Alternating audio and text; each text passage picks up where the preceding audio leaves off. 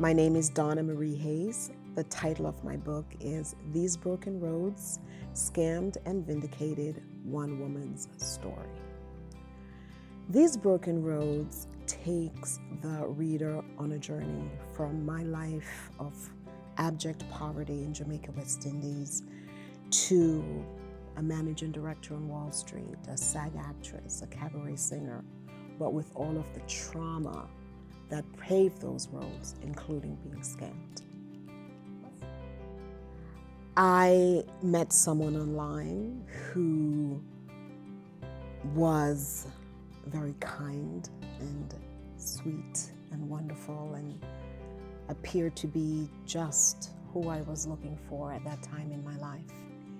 And unfortunately, even though he slept beside me for a year, beautifully pretending to be the love of my life, it was all a scam. And he stole a lot of money from me in a real estate scam. So the relationship was real only to me. When I discovered it was a scam, complete shock, disbelief. I didn't want to believe it. It was just so crazy that this was really happening, that this was all a setup and this well-calculated ruse. It was primarily shock and disbelief. I was very disappointed in myself. I was disappointed that I allowed it to happen, and I was also disappointed that I didn't see it coming.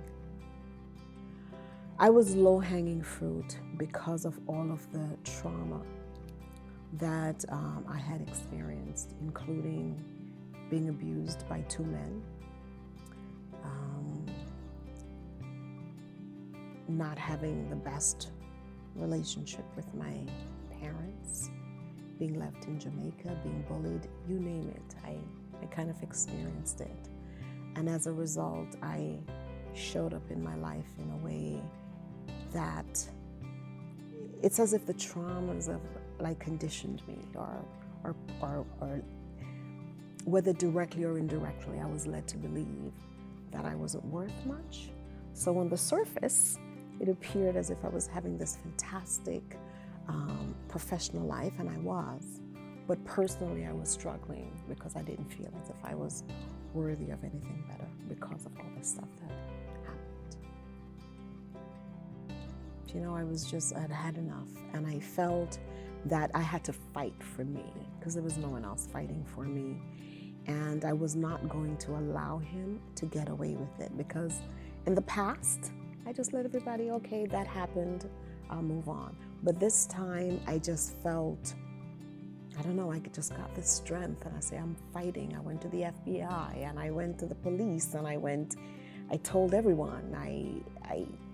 I just shouted from the rooftops and went after him. And in the past, I ran. I ran from anything that hurt me. I ran from it. It was just easier to go hiding. This time I have said, I'm not running. I'm going to stand my ground, and I'm going to fight. And that's exactly what I did. I set out to write this book to expose him and the likes of him, because I was angry. I was upset that, he pulled the wool over my eyes, and I didn't even see it. I was working in a very senior level position where my judgment and my discretion were relied on heavily in an organization where they made major decisions. Yet, I was so easily scammed by this man. So I wrote this book out of anger, out of shame, and I wanted to expose him.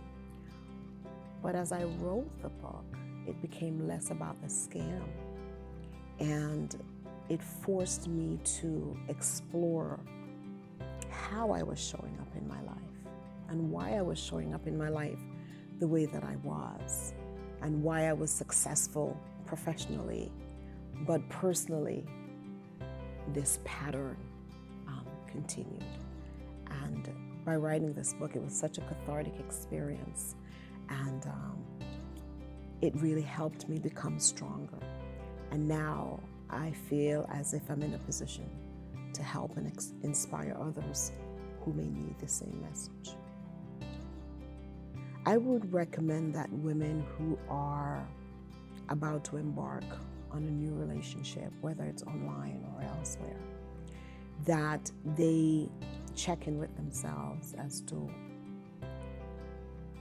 who they are and how they're showing up. And if there's anything that may appear to be suspicious or may seem off, to follow your intuition and make sure you're in the relationship for the right reason. Make sure it's for you and not because you're trying to please someone else, because you feel that's what it is that you need to do to feel worthy. I think women need my book, These Broken Roads, and this message, because if you look at the FBI data and the amount of romance scams that were reported just in 2022, the number is astronomical.